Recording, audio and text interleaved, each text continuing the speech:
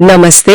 आज हम एक बहुत ही दिलचस्प स्रोत पर बात करने वाले हैं। राधा स्वामी बेनती काल जाल तो मुक्ति के कुछ अंश। जी। ये असल में एक प्रार्थना है, एक बेनती। हाँ, एक पुकार कह सकते हैं। तो चलिए इसमें जरा गहराई से उतरते हैं और देखते हैं कि ये भक्त क्या मांग रहा है और इसके पीछे की सोच क्या है। बिल्कुल।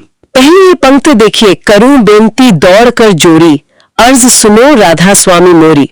मतलब एक पूरा समर्पण भाव है यहाँ। हाँ बिल्कुल। और ये समर्पण है किस लिए? जो मुख्य याचना है वो है काल जाल से मुक्ति। काल जाल ये सिर्फ समय का जाल है या कुछ और? ये उससे कहीं ज्यादा है। मतलब ये माया, कर्म, पुनर्जन्म, ये जो पूरा चक्र है ना, उसका प्रतीक है। इससे बाहर निकलने की एक तीव्र इच्छा है इसमें। अच्छा, प्रार्थना में राधा स्वामी को किस तरह देखा गया है? स्रोत में आता है, सतपुरुष तुम सतगुरु दाता, सब जीवन के पितु और माता। जी, यानी परम सत्य, सच्चे गुरु देने वाले, और सिर्फ पिता नहीं, माता पिता दोनों। बहुत ऊंचा दर्जा दिया गया है। हाँ बिल्कुल। और इसी ऊंचे दर्जे को मानते हुए प्रार्थना बहुत सीधी है, दिल से निकली हुई। दयाधार अपना कर लीजिए। हाँ, काल जाल से न्यारा खींचे। हाँ, बस कि कृपा करके अपना लीजिए और इस दुनिया के जो बंधन हैं, हाँ। ये जो काल का जाल है, इससे मुझे अलग कर दीजिए, मुक्त कर दीजिए। यही इस बेनती का मर्म है एक तरह से। अच्छा, इसमें एक और बात है जो मुझे काफी रोचक लगी, युगों का जिक्र। हाँ, वो भी है। कहती है, सतयुग त्रेता द्वापर बीता, कह न जानी शब्द की रीता। हाँ। इसका मतलब क्या पिछले युगों में ये रास्ता मालूम नहीं था? शब्द का मार्ग। हाँ। मतलब शायद उतना स्पष्ट रूप से या सुलभ रूप से ज्ञात नहीं था जैसा यहाँ बताया जा रहा है। अच्छा। क्योंकि आगे की पंक्ति देखिए। हाँ। कलयुग में स्वामी दया विचारी, प्रकट कर दे शब्द पुकारी। अच्छा, तो यानी इस युग में, हाँ। कलयुग में स्वामी ने दया करके शब्द के मार्ग को उजागर किया है। और ये शब्द ही, जिसे हम कह सकते हैं आंतरिक दिव्य ध्वनि या नाम, हाँ। इसी को मुक्ति का मुख्य जरिया माना गया है इस परंपरा में। तो ये शब्द ही मतलब कुंजी है। और स्वामी के आने का क्या महत्व बताया है? एक पंक्ति है, जब प्यारे स्वामी जग में आए, भव सागर से पार लगाए। बिल्कुल, उनके आने से ये जो भाव सागर है, दुनिया के दुखों का सागर, उसे पार करने में मदद मिली। तो रास्ता कैसे दिखाया उन्होंने? क्या ये भी बताया गया है? हाँ, कुछ इशारा है। स्रोत कहता है, तिन छोड़े चौथ पद दीना, सतनाम सतपुरुष गौ चिन्हा। चौथ पद ये क्या है? इसका मतलब है कि जो सामान्य 3 अवस्थाएं हैं, जागना, सपना, गहरी नींद, उनसे परे एक चौथी ऊंची आध्यात्मिक अवस्था।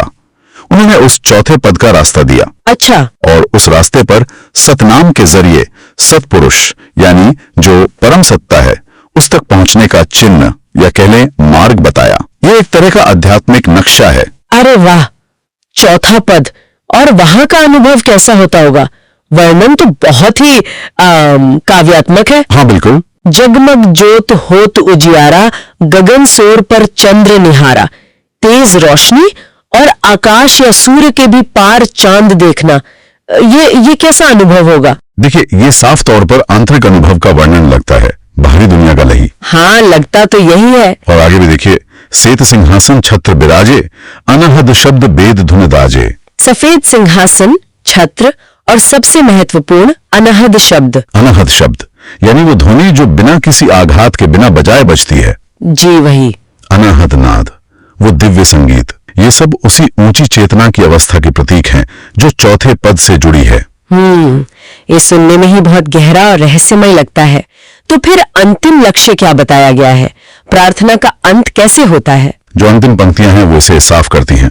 ध्र अक्षर नेह अक्षर पारा, बिनती करे जहां दास तुम्हारा। अक्षर और नेह अक्षर यानी नश्वर और अविनाशी। हाँ बिल्कुल, उन दोनों से भी परे जो परम अवस्था है, भक्त वहां पहुंचकर प्रार्थना करता है। और क्या मांगता है आखिर में? मांगता है, लोक अलोक पाए सुख धामा, चरण शरण दीजो विश्रामा।